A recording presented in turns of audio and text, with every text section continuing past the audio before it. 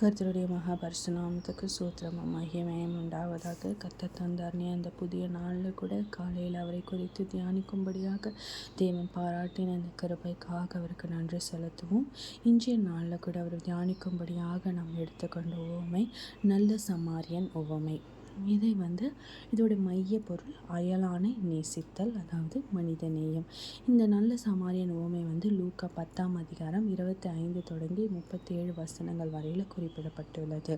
இதில் மிக ஒரு முக்கியமாக உவமையாக இது பிறன், அதாவது அண்டை வீட்டான் அல்லது மற்றவன் யார் என்பதையும் உண்மையான அன்பு எவ்வாறு எல்லைகளை கடந்தது என்பதையும் விளக்குகிறது.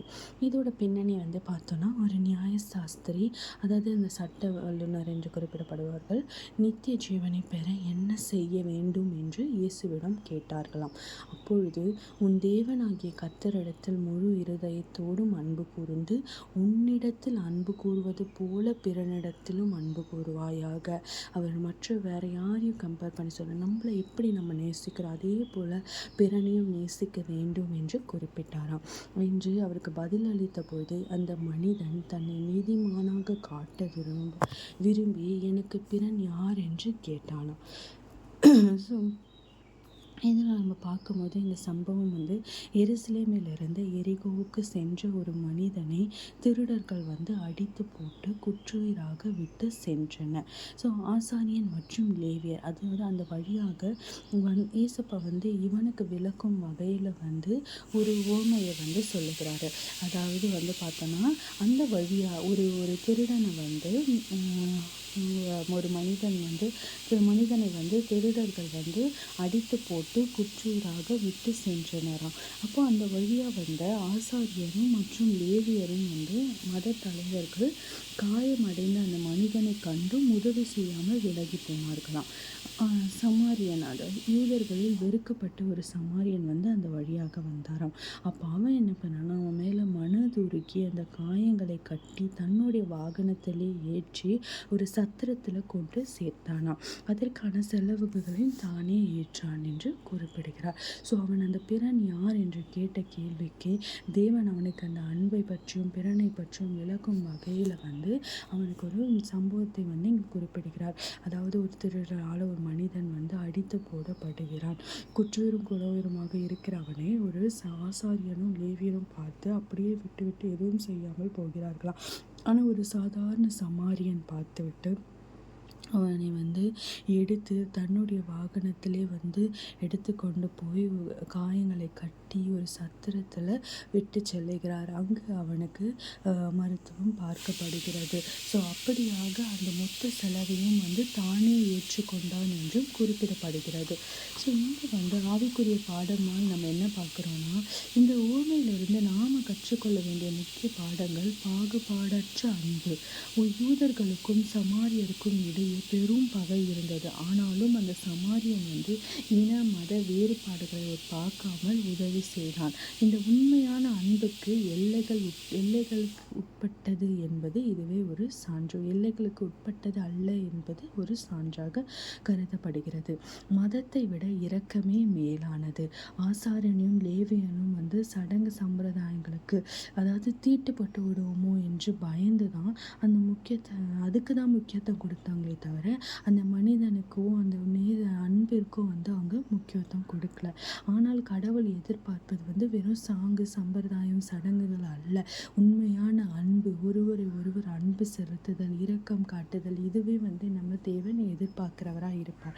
இந்த பிறன் என்பவன் யார் என்று அவன் கேட்ட கேள்விக்கே ஏசப்பா தேவையில் இருப்பவர் யாரோ அவரே நமக்கு பிறன். அவரை நேசிப்பது கடவுளை நேசிப்பதற்கான அடையாளம் என்று குறிப்பிடுகிறாராம். இந்த பிறன் யார் என்று கேட்ட கேள்விக்கு தேவன் என்ன சொல்லுகிறார்னா, இந்த பிறன் என்பது யாரெல்லாம் உதவியில் இருக்கிறாங்களோ அது நம்மளுக்கு தெரியப்படுகிறதோ அவர் தான் நமக்கு பிறன். ஸோ அவரை நேசிப்பது நம்ம கடவுளையே நேசிப்பதற்கு அடையாளமாக காணப்படுகிறது. சுய தியாகம். அந்த சமாரியன் தனது நேரத்தை தியாகம் செய்தார், தன்னுடைய பணத்தை தியாகம் செய்தார், தன்னுடைய வாகனத்தை தியாகம் செய்தார், அந்த மனிதனை காப்பாற்றினார். இது கிறிஸ்துவின் சுய தியாக அன்பிற்கு ஒரு நிழலாக பார்க்கப்படுகிறது. இதுவே கிறிஸ்து எதிர்பார்க்கும் ஒரு அன்பின் அடையாளமாக காணப்படுகிறது. ஸோ இந்த கதையின் இறுதியில் நம்ம பார்த்தோன்னா, யார் பிறன் என்று கேட்ட அந்த நியாயஸ்திரிக்கு இரக்கம் செய்தவனே என்று பதில் அளித்தார். அதற்கு இயேசு, நீயும் போய் அப்படியே செய் என்றார். இந்த உவமை வெறும் கதை அல்ல, நம் அன்றாட வாழ்வில் நாம் கடைபிடிக்க வேண்டிய ஒரு கட்டளையாக கொடுக்கப்படுகிறது இல்லையா?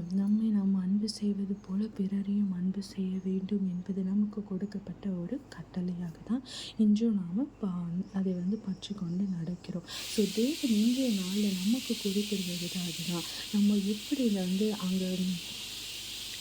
தேவன் நம்ம கிறிஸ்தவத்தில் இருக்கிறதோ, அவரை வழிபடுவதோ அது மாத்திரமல்ல, அவர் எப்படி மற்றவர்களை அன்பு செய்தாரோ அதே போல் நாமும் மற்றவர்களை பிறரை அன்பு செய்ய தேவன் நம்மளை இன்றைய நாளில் கூறுகிறார். இந்த நல்ல சமாரியன் உவமை மூலமாக நாம் கற்றுக்கொள்ள வேண்டிய பாடம் என்னவென்றால், நம்ம பிறரை அன்பு செய்வது.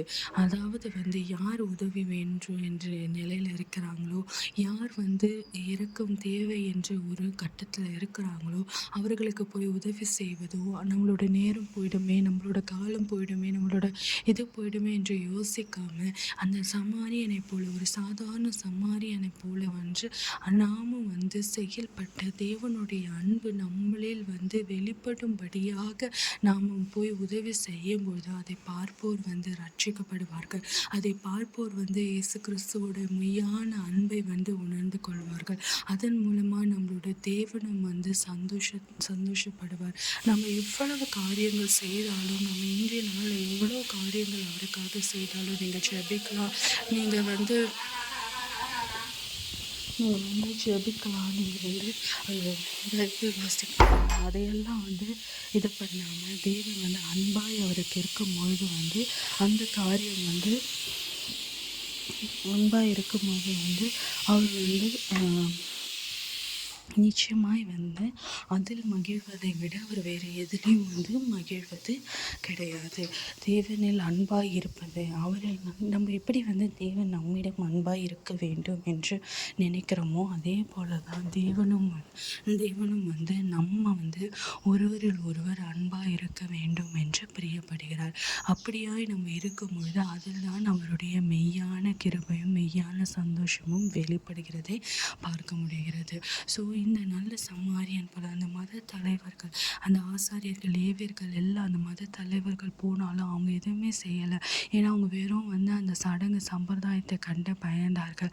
நாம் அப்படி இல்லாமல், வேறுபாடு இல்லாமல், யாராக இருந்தாலும் எப்படிப்பட்டவர்களாக இருந்தாலும் தேவன் எப்படி நம்மளோட பாவங்களை மன்னித்து, தேவன் எப்படி நம்மளை அன்பாக இருக்கிறாரோ, எந்த பாகுபாடும் பார்க்காம தேவன் எப்படி அவருடைய அன்பு கள்ள கபடமற்றதாகவும், அவரோட அன்பு ஈக்குவலாக எல்லாரையுமே அவர் நேசிக்கிற தேவன். நம்ம பாவம் செய்தவர்களாக இருக்கலாம், பாவம் செய்யாதவர்களாக இருக்கலாம், நம்ம எப்படிப்பட்ட நிலைகளில் இருந்தாலும் நம்மளை நேசிக்கும் தேவனாய் அவர் இருக்கிறார். அதே போல் நாமும் இருக்கும்படியாக தான் இந்த நல்ல சமாரியன் உவமை மூலமாக தேவன் நமக்கு வெளிப்படுத்துகிறார். ஸோ இன்றைய நாளில் தேவன் குறிப்பிடுவது அதுதான். பிறன் என்பது நம்ம இரக்கம் செய்தல், பிறனுக்கு நம்ம இரக்கம் செய்தல், பிறனுக்கு நம்ம அன்பாக இருத்தல், இந்த காரியங்களை தான் தேவன் நம்ம இந்நாளில் கூட உணர்த்துகிறார். நாம் அவரை போல, அவர் நம் மீது அன்பு வைத்திருப்பது போல நாமும் பிறர் மீது அன்பு வைத்திருக்கணும். அந்த அன்பு எப்படிப்பட்டதாக இருக்கணும்னு சொல்கிறாருன்னா, நாம் எப்படி நேசிப்போம், நமக்கு ஒரு சின்ன காயம் பட்டாலும் நம்ம எப்படி நம்ம நேசிக்கிறோம், அதே போல தான் மற்றவர்களை நேசிக்கணும் என்று தேவன் குறிப்பிடுகிறார். அது வெறும் உங்கள் குடும்பத்துக்குள்ள மாத்திரம் அல்ல. இந்த பிறன் என்பது டோட்டலி டிஃப்ரெண்ட். நீங்கள் வெளியில் பார்க்குற யாராக இருந்தாலும், யாருக்கு உதவி தேவைப்படுதோ, யார் இரக்கத்தின் நீடில் இருக்கிறாங்களோ எல்லாருக்குமே தேவன் அவருடைய அன்பை வெளிப்படுத்தும் விதமாக அவருடைய ஊழிய நாட்களில் கூட நம்ம பார்க்கலாம். அவர் எல்லாருக்குமே உதவி செய்தார். அவர் வந்து இவங்க வந்து யூதர்கள், இவங்க வந்து பிறர் அப்படி எதுவுமே பார்க்காம தேவன் எல்லாருக்குமே வந்து ஈக்குவலா அவருடைய கிருபையும், அவருடைய நன்மைகளையும் வந்து அந்த ஆண்டுகள்ல செய்ததை நம்மளால பார்க்க முடிகிறது. ஸோ அவரே வந்து தேவனை நம்ம பிரதிபலிக்கிற நாம வந்து அப்படி இருக்க வேண்டும். அவருடைய குணாதிசயங்கள் நம்மில் பிரதிபலிக்கப்பட வேண்டும் என்பதுதான் தேவனுடைய சித்தமா இருக்கிறது. நேற்றைய தினத்துல எப்படி தேவன் மன்னிக்கவும் அவருடைய குணத்தை பிரதிபலிக்க வேண்டும் என்று சொன்னாரோ, இன்றைய நாள்ல இரக்கம் செய்தல், அன்பு காட்டுதலான அவருடைய குணாதிசயம் நம்மில் பிரதிபலிக்க வேண்டும் என்பதை குறிப்பிடுகிறார். ஸோ ஜெபிக்கலாமா? நேற்றும் இன்றும் மாறாத என் நல்ல தகப்பனே, அப்பா இது வந்து நல்ல வேலையில் கிடைச்சி ஜெபிக்கிறோம் தகப்பனே. இந்த நாளில் கூட அப்பா இந்த நல்ல சமாரியன் உவமை மூலமாய் அப்பா நீர் குறிப்பிட்ட காரியங்களுக்காக நன்றி அப்பா.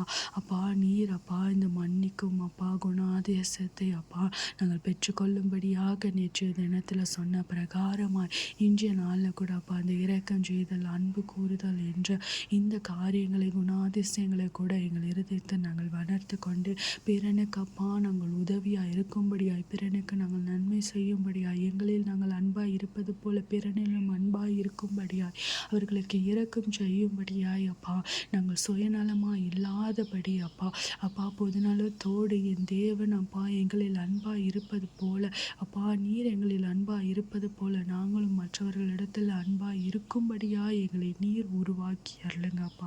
எங்கள் இருதயங்களை அப்பா நாங்கள் கடினமாய் ஆக்கி கொள்ளாதபடி எங்கள் இருதயங்கள் லகுவாக்கப்படவும் அப்பா அதில் அன்பாய் நாங்கள் இருக்கும்படியாக, பிறனுக்கு நாங்கள் அன்பு செய்பவர்களாய், இரக்கம் செய்பவர்களாய், உதவியில் இருப்பவர்களுக்கு அப்பா உதவி செய்யக்கூடியவர்களாய் நாங்கள் இருக்கும்படியான பக்குவத்தினாலும் ஞானத்தினாலும் நீர் எங்களை வழி நடத்துங்கப்பா. அப்படியாய் நாங்கள் இருக்கும்போது உம்முடைய குணாதிசயங்கள் எங்களில் வெளிப்படும்படியாய் எங்களை நாங்கள் உருவாக்கி கொள்ள கிருபை செய்யுங்க.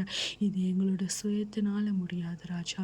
என் தேவன் உம்முடைய தயவினால் எங்களை நீர் அப்படியாய் வழிநடத்தி எங்களை காத்து எங்களை ஆசிர்வதித்து நாங்கள் அன்பாய் ஒருவருக்கு ஒருவர் அன்பாய் இருக்கும்படியான சமாதானத்தை எங்கள் இருதயத்தில் நீர் பொழிந்தருள வேண்டுமாய் கூட இந்த நேரத்தில் ஜெபிக்கிறோம் அப்பா. அப்படியாய் நீர் அந்த அன்பை தந்து எங்களை வழிநடத்தி எங்களை பலப்படுத்தி எங்களை ஆசிர்வதிக்க வேண்டுமா என் மீட்பெரும் ரட்சகருமாகிய இயேசு கிறிஸ்துவின் ஜெபம் கேளும் நல்ல பிதாவே. ஆமென்.